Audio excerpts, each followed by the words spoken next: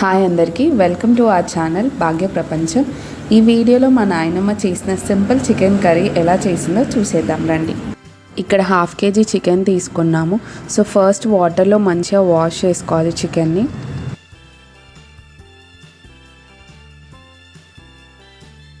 రోజు మా నాయనమ్మ చికెన్ కర్రీ కట్టెల పొయ్యి మీద వండుతుంది. సో దానికోసమే అన్నీ అరేంజ్ చేసుకుంది.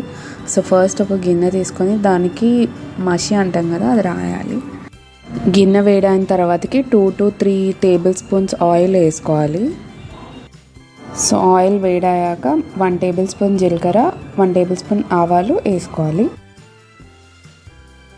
2 పచ్చిమిరపకాయలు అలానే ఆనియన్ కట్ చేసుకొని వేసుకొని బాగా కలుపుకోవాలి.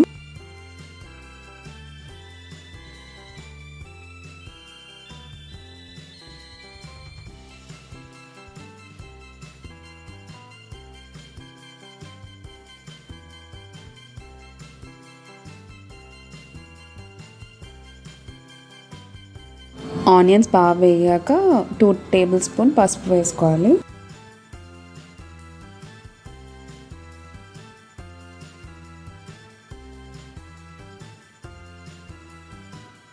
ఆ తర్వాతకి 1 టేబుల్ స్పూన్ అల్లం వెల్లుల్లి పేస్ట్ వేసుకోవాలి.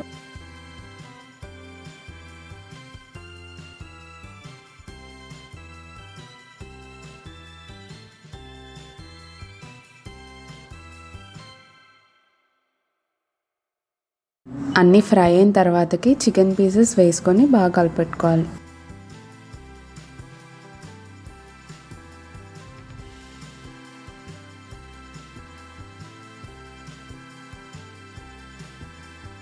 కొంచెం చికెన్ మగ్గిన తర్వాతకి 2 టేబుల్ స్పూన్ సాల్ట్ వేసుకోవాలి.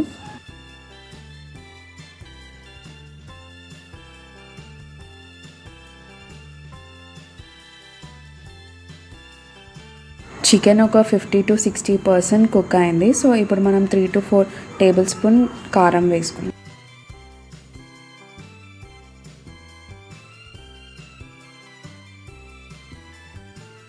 సో మనకు కొంచెం గ్రేవీ కావాలనుకుంటే ఒక గ్లాస్ ఆఫ్ వాటర్ వేసుకోవాలి.